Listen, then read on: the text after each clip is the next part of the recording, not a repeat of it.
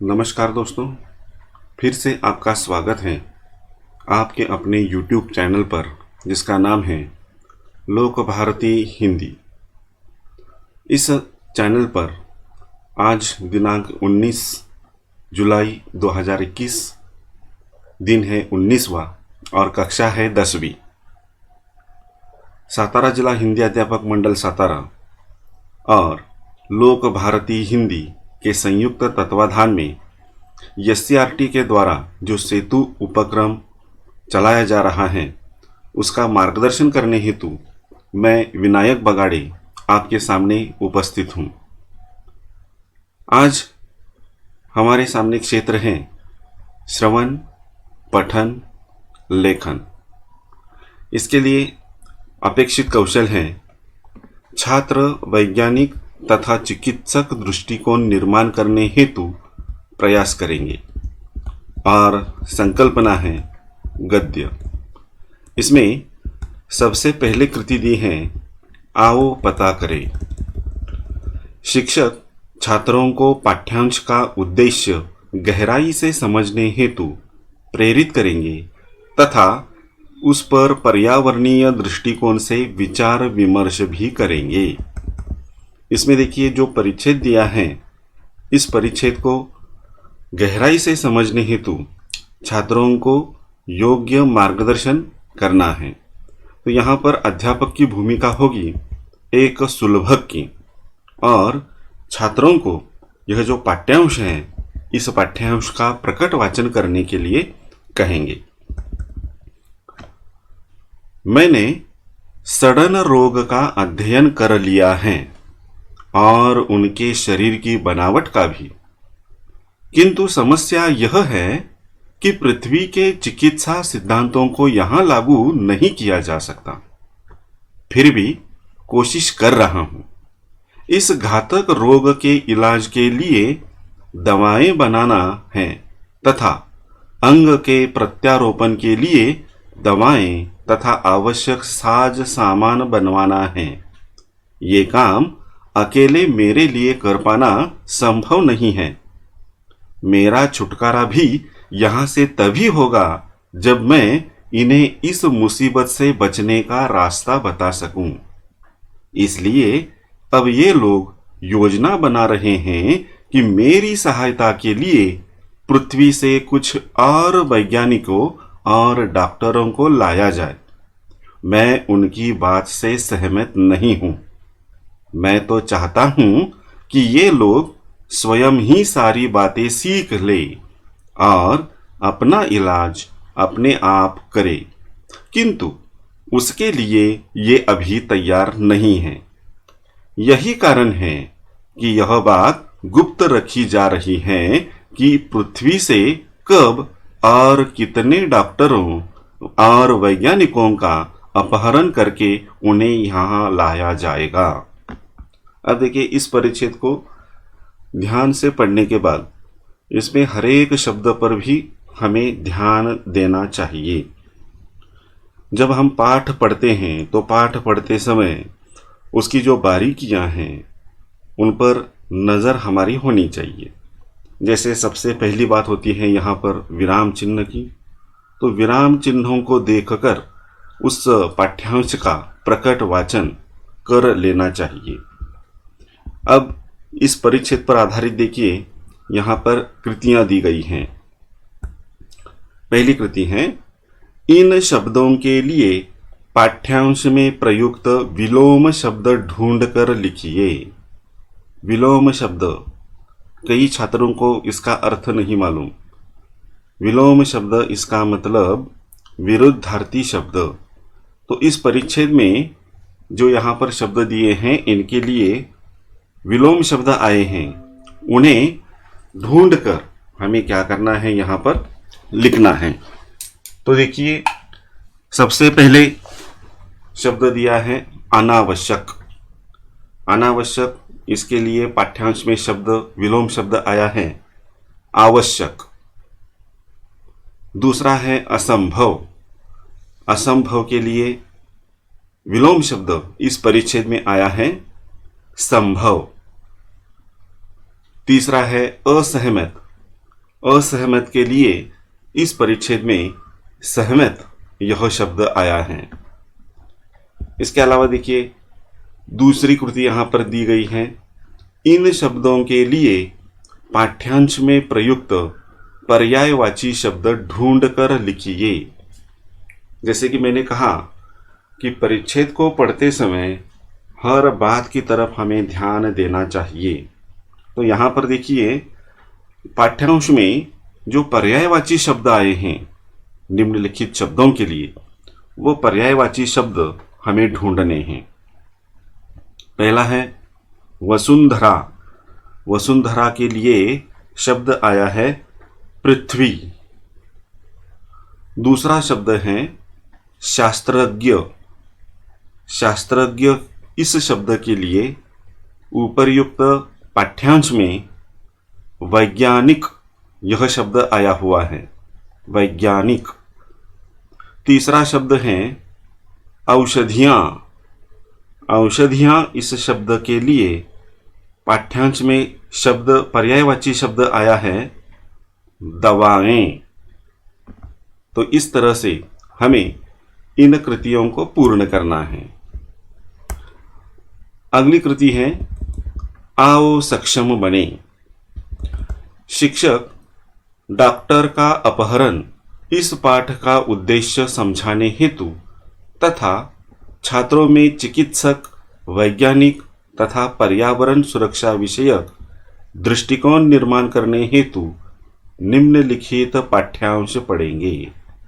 यानी छात्रों में चिकित्सक, वैज्ञानिक तथा अपनी जो पृथ्वी पर पर्यावरण की सुरक्षा है, इन दृष्टिकोणों को ध्यान में रखकर निम्नलिखित पाठ्यांश का प्रकट वाचन करना है।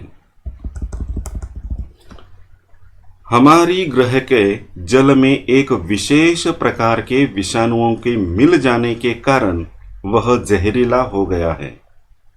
उसके उपयोग से हमारे ग्रह पर महामारी फैल गई है, जिससे वहां के लोग मरने लगे हैं।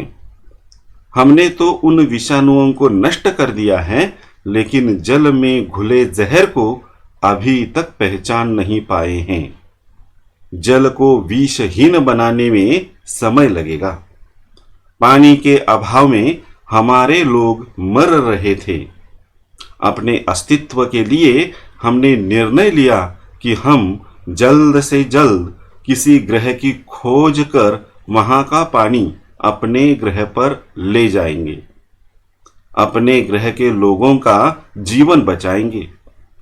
हमारी नजर आपके नीले ग्रह पर पड़ी, जो हमसे अधिक नजदीक था। हम लोगों ने यहाँ पर विशाल जल भंडारों को देखा, निर्णय किया कि जब तक हमारे ग्रह पर पानी शुद्ध नहीं हो जाता, हम लोग यहीं से जल को अपने ग्रह पर ले जाएंगे। हम लोग लगभग 1 सप्ताह से जल को विशेष यान की सहायता से ले जा रहे हैं। अब देखिए यहाँ पर भी इस परिच्छेद को पढ़ते समय जो विराम चिन्ह हैं, विराम चिन्हों की तरफ ध्यान देना है। इसके अलावा इनके वाक्य की रचना, प्रत्येक शब्द की तरफ हमें ध्यान देना है, क्योंकि इसी पाठ्यांश पर कई प्रकार की कृतियां पूछी जा सकती हैं। अब यहाँ पर देखिए कृति पूछी गई है, आओ अभ्यास करें। इसमें पहली कृति दी है, इन शब्दों को पाठ्यांश से ढूंढकर मानक वर्तनी के अनुसार शुद्ध करके लिखिए। अब देखिए यहाँ पर 2 शब्द दिए हैं और कहा है कि ये शब्द जो हैं इनको मानक वर्तनी के अनुसार शुद्ध करके लिखना है। कई शब्दों को लिखते समय हमारे हाथ से गलती होती है। जो पहली मात्रा होती है असल में होती है दूसरी मात्रा। तो ये गलतियां हैं, ये मानक वर्तनी की गलती हैं। कई बार जो संयुक्ताक्षर के नियम होते हैं इनका पालन यहाँ पर नहीं होता और शब्द लिखने में मानक वर्तनी के अनुसार उसमें अशुद्धियां आ जाती हैं। तो ऐसे शब्द ठीक तरह से लिखने का तरीका या जिसे हम मानक वर्तनी कहते हैं, यह मानक वर्तनी के अनुसार शुद्ध शब्द लिखना है। जैसे कि पहला शब्द देखिए, जहरीला। जहरीला, इसमें जो र की पहली मात्रा दी गई है, यहाँ पर यह पहली मात्रा नहीं है, इसे दूसरी मात्रा होनी चाहिए, तब वह शब्द मानक वर्तनी के नियमानुसार शुद्ध लिखा जाएगा। तो यहाँ पर जहरीला शब्द दिया है, लेकिन वह गलत है, क्योंकि र को पहली मात्रा दी है। तो इस र को कौन सी मात्रा होनी चाहिए? दूसरी मात्रा होनी चाहिए। तो यहाँ पर शब्द आएगा जहरीला, यानी र को दूसरी मात्रा। और अगला शब्द है देखिए, सप्ताह। तो सप्ताह, यह शब्द ऐसा नहीं लिखा जाता, यह संयुक्त अक्षर है। प की खड़ी पाई हटाकर उसे त के साथ जोड़ देना है और तब शब्द बनता है सप्ताह। तो ये मानक वर्तनी के अनुसार इनका लेखन हमें करना है। जैसे कि अब इस परिच्छेद को फिर से हम देखते हैं।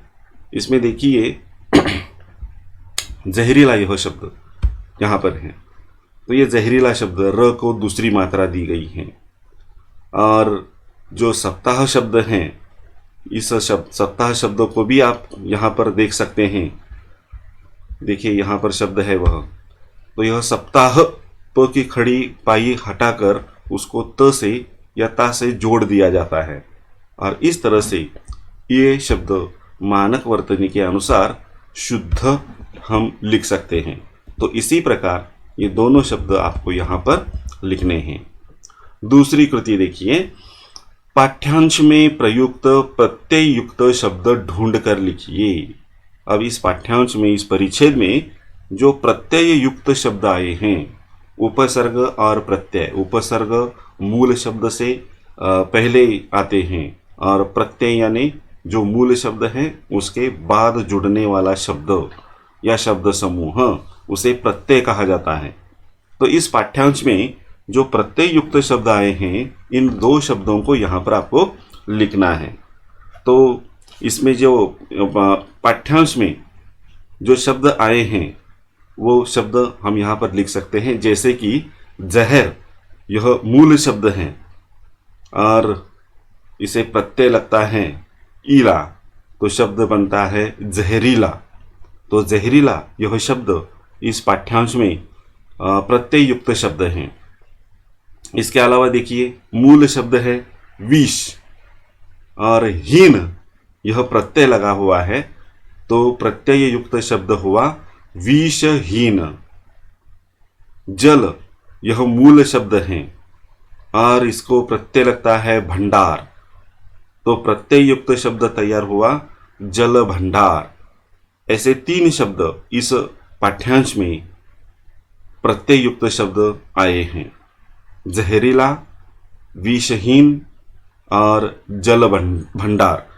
ऐसे ये शब्द अगर आप यहाँ पर लिखेंगे तो इसका उत्तर तैयार हो जाएगा।